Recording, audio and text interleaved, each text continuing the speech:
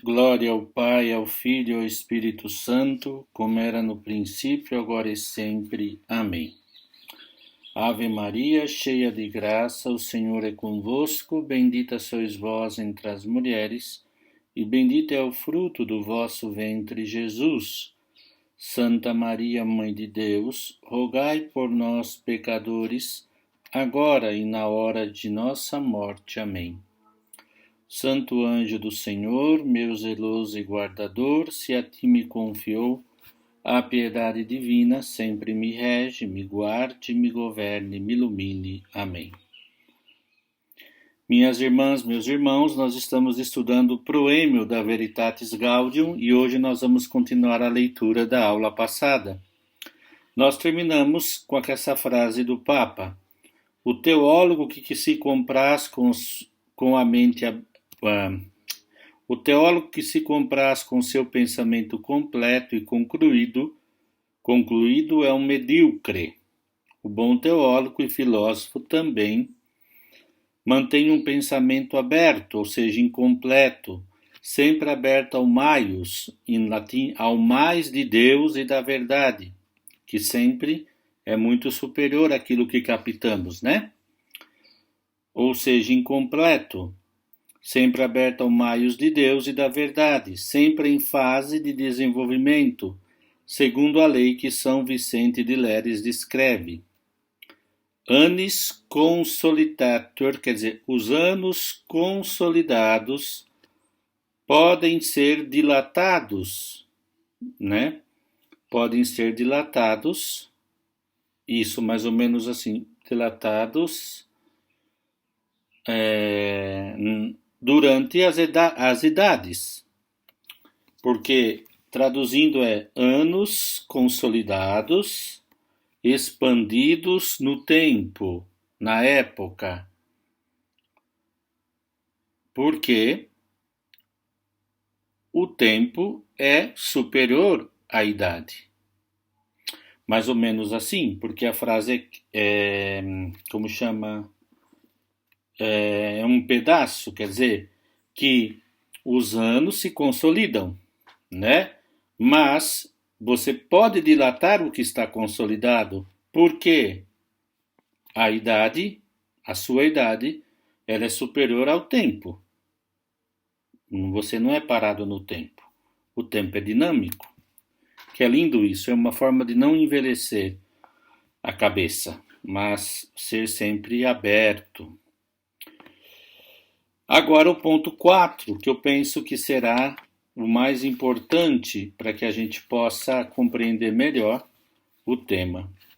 Neste horizonte vasto e inédito que se abre diante de nós, quais devem ser os critérios de fundo no tocante a uma renovação e um relançamento da contribuição dos estudos eclesiásticos para uma igreja em saída missionária?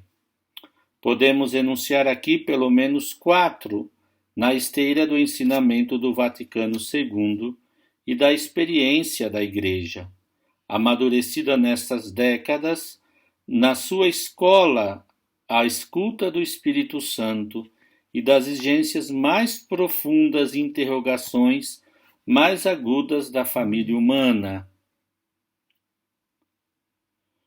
Primeiro ponto. Antes de mais nada, o critério prioritário e permanente é a contemplação e a introdução espiritual, intelectual e existencial no coração do querigma, ou seja, da feliz notícia sempre nova e fascinante do Evangelho de Jesus, que cada vez mais e melhor fazendo carne na vida da Igreja e da humanidade. Aqui temos o mistério da salvação, de que a Igreja é em Cristo sinal e instrumento no meio dos homens. Um mistério que mergulha as raízes na Trindade, mas tem a sua concretização histórica num povo peregrino evangelizador que sempre transcende a toda a necessária expressão institucional, que tem o seu fundamento último na iniciativa livre e gratuita de Deus.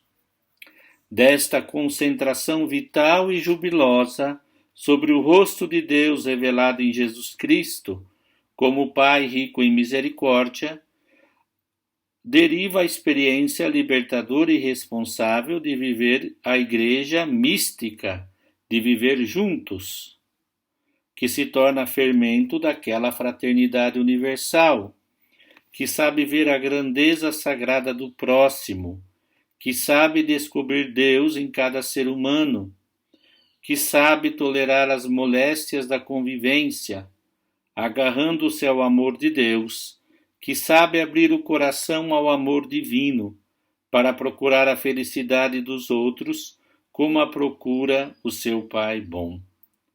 Daí o imperativo a escutar no coração e fazer ressoar na mente o clamor dos pobres e da terra, para tornar concreta a dimensão social da evangelização, como parte integrante da missão da Igreja.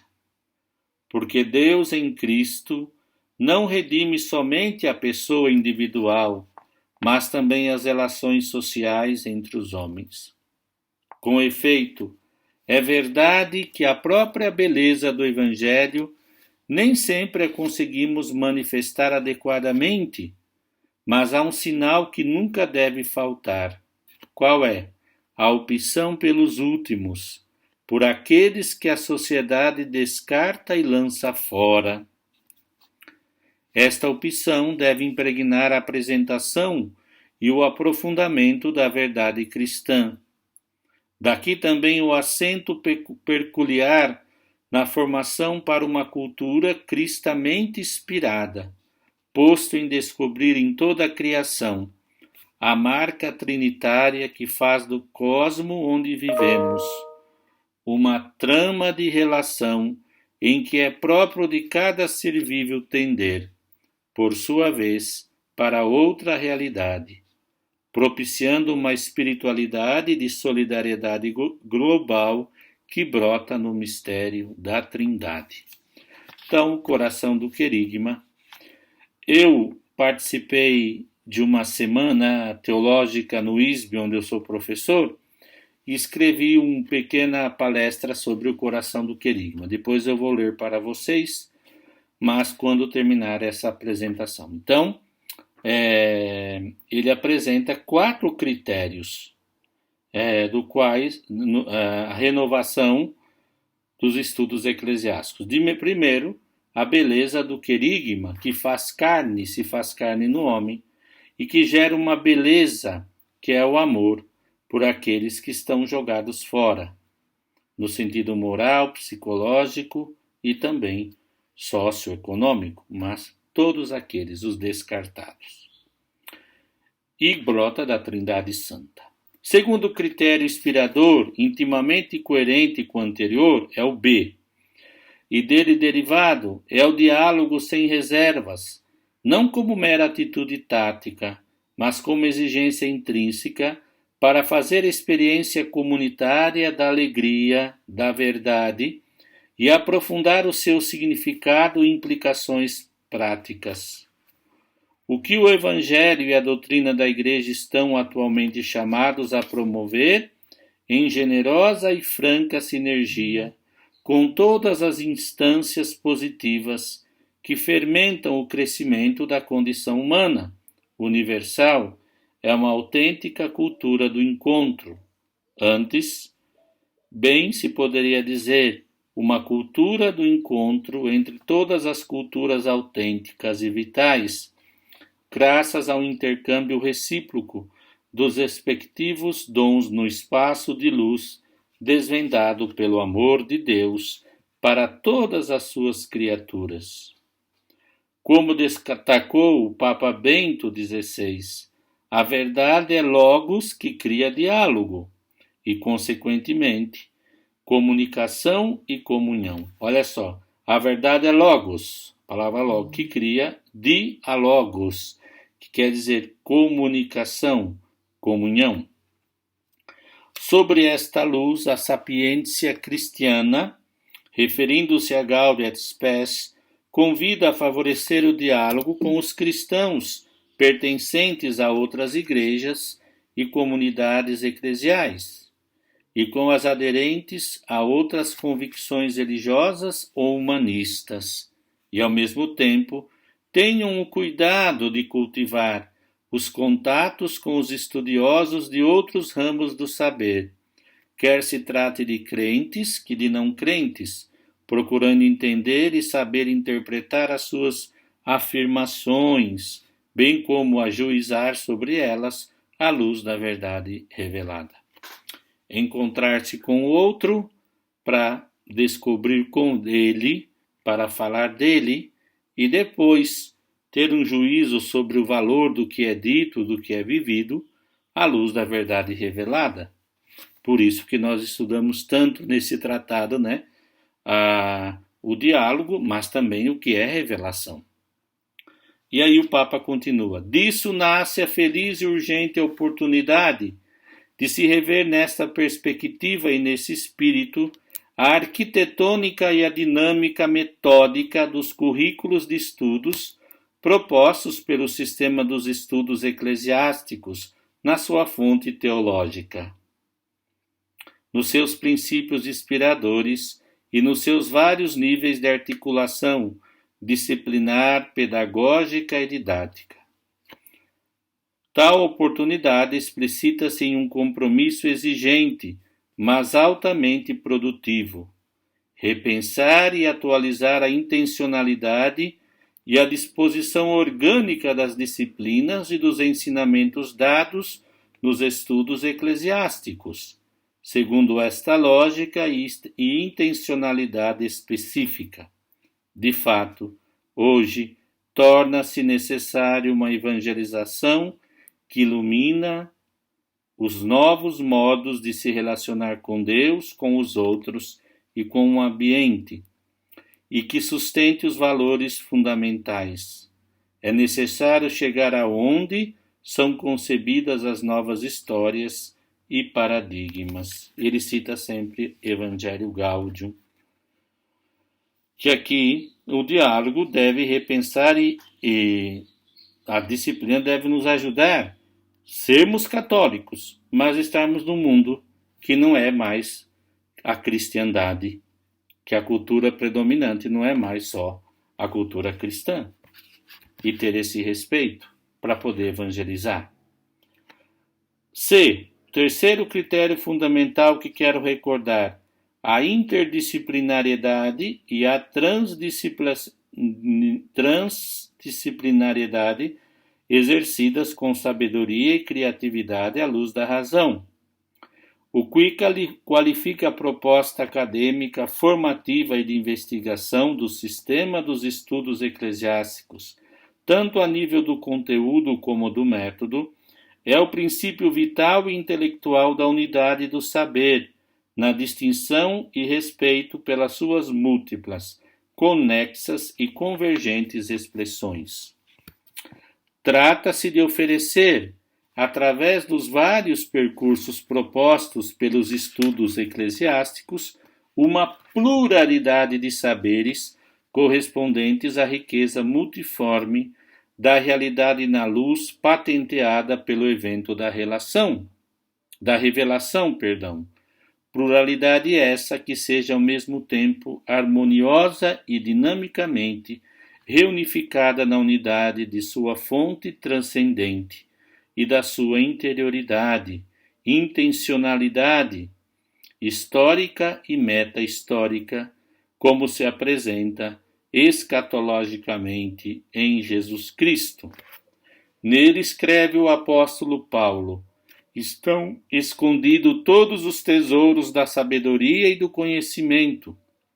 Este princípio teológico e antropológico existencial e epistemológico reveste-se de um significado peculiar e é chamado a mostrar toda a sua eficácia, não só dentro do sistema dos estudos eclesiásticos, garantindo-lhe coesão, juntamente com flexibilidade e dimensão orgânica, juntamente com a dinâmica, mas também em relação ao panorama atual fragmentado e muitas vezes desintegrado dos estudos universitários e ao pluralismo incerto, conflitivo ou relativista das convicções e opções culturais.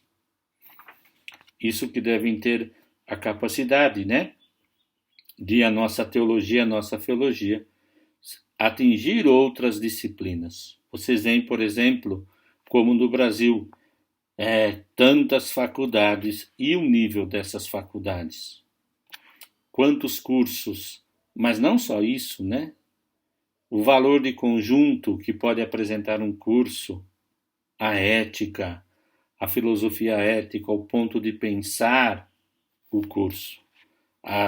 O pensamento cristão católico pode oferecer muito. Hoje, como reiterou Bento XVI na Caritas in Veritatis, aprofundando a mensagem cultural da Populorum Progressio de Paulo VI, há uma carência de sabedoria, de reflexão, de pensamento, capaz de realizar uma síntese orientadora. Joga-se aqui, especificamente, a missão que está confiada ao sistema dos estudos eclesiásticos. Esta diretriz precisa e orientadora de marcha não só explicita o significado intrínseco e veraz do sistema dos estudos eclesiásticos, mas, sobretudo hoje, destaca-se também a sua efetiva importância cultural e humanizadora. Neste sentido, é sem dúvida positiva a atual descoberta do princípio de interdisciplinariedade, não tanto na sua forma frágil de simples multidisciplinariedade, enquanto uma abordagem que favorece uma melhor compreensão de um objeto de estudo a partir de vários pontos de vista, sobretudo na sua forma de transdisciplinaridade enquanto colocação e fermentação de todos os saberes dentro do espaço de luz e vida oferecido pela sabedoria que dimana na revelação de Deus.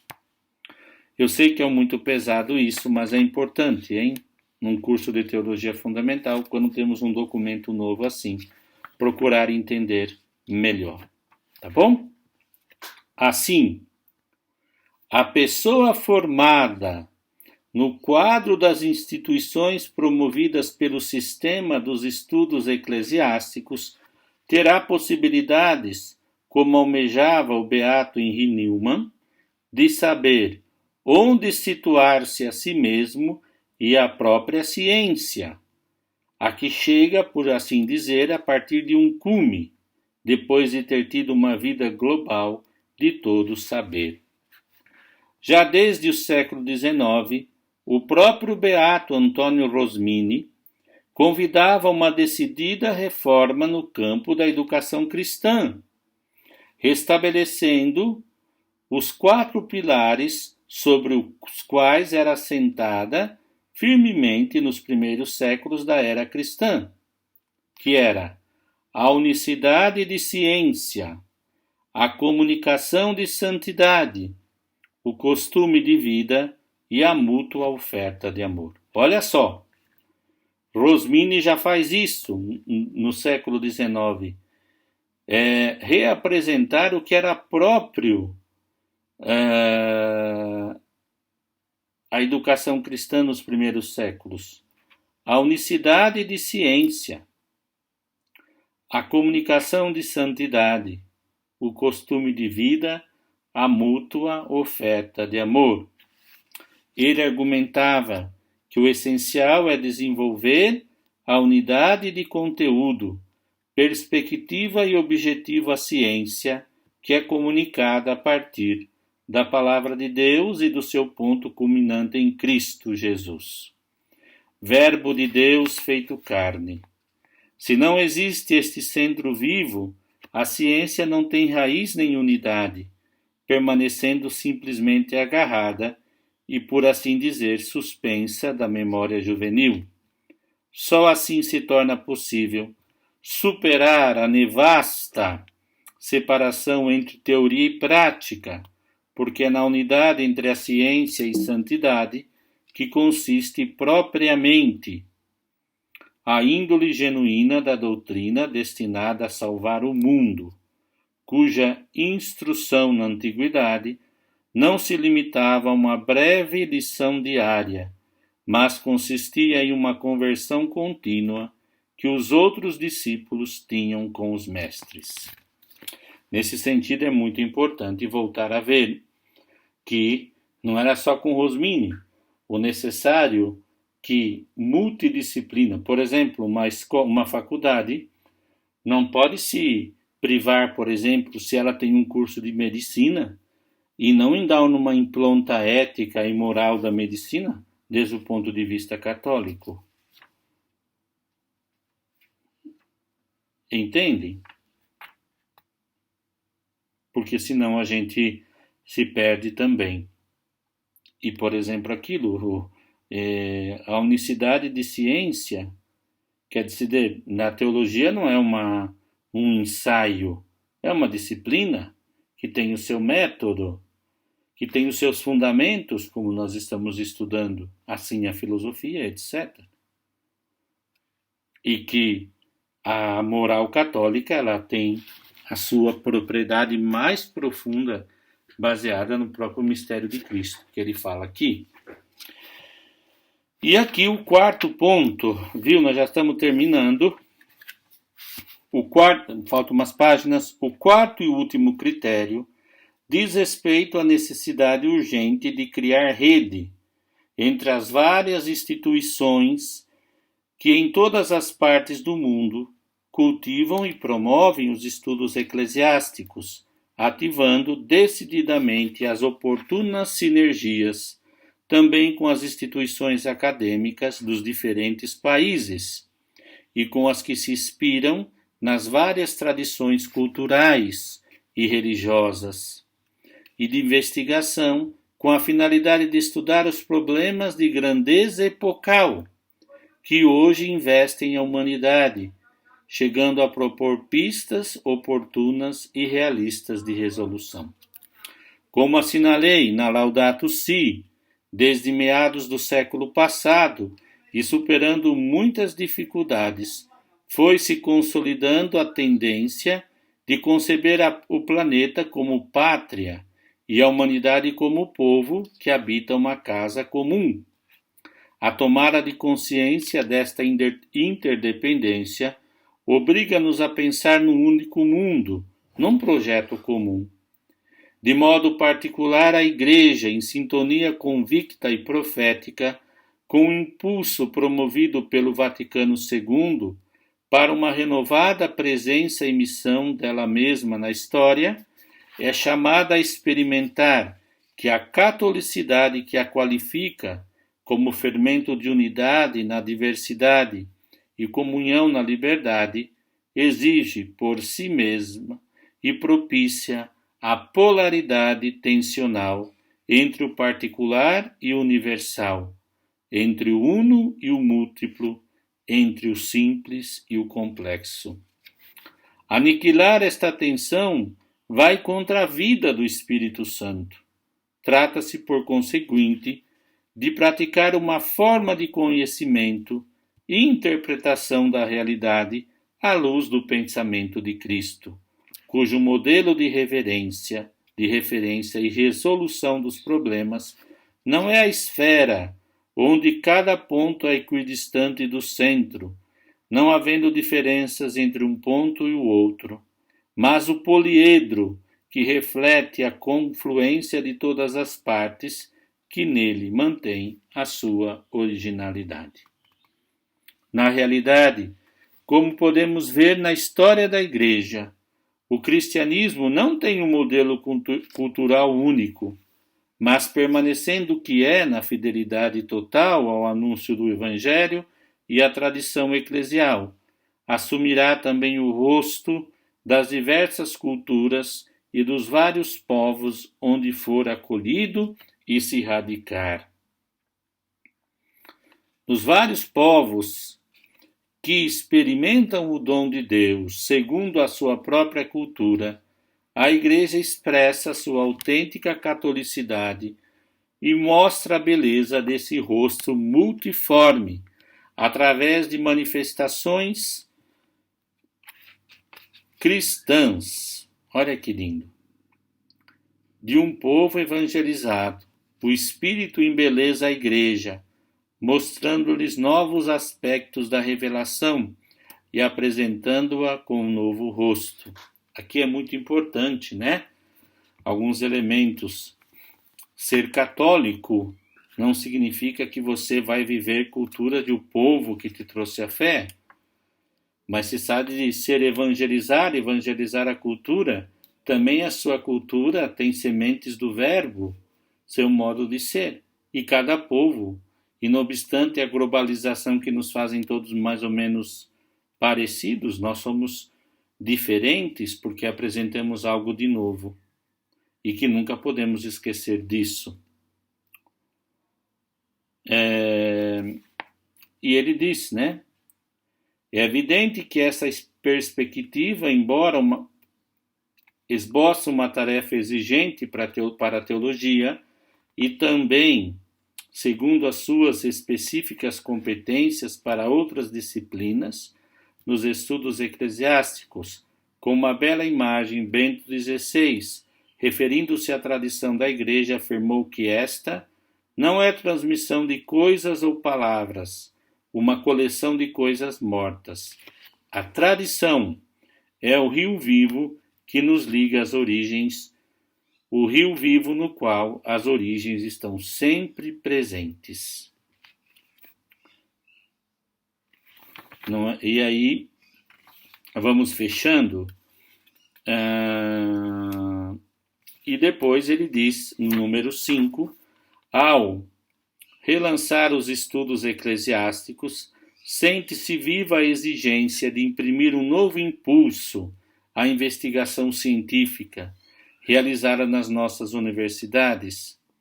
A Constituição Apostólica Sapientia Christiana introduziu a investigação como um dever fundamental em contato assíduo com a própria realidade, para comunicar a doutrina aos homens do nosso tempo, na variedade das culturas.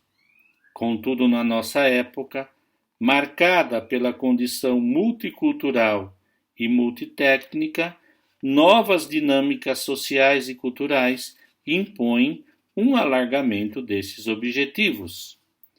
Efetivamente, para cumprir a missão salvífica da Igreja, não basta a preocupação do evangelizador por chegar a cada pessoa, mas o Evangelho também se anuncia às culturas no seu conjunto. Os estudos eclesiásticos não se podem limitar a transferir conhecimentos, competências e experiências para os homens e mulheres do nosso tempo, desejosos de crescer na sua consciência cristã. Olha só, mas devem abraçar a tarefa urgente de elaborar instrumentos intelectuais capazes de se proporem como paradigmas de ação e pensamento, úteis para o anúncio em um mundo marcado pelo pluralismo ético-religioso. Isto requer não só uma profunda consciência teológica, mas também capacidade de conceber, desenhar e realizar sistemas de representação da religião cristã, capazes de penetrar profundamente em sistemas culturais diferentes. Olha que lindo aqui, né?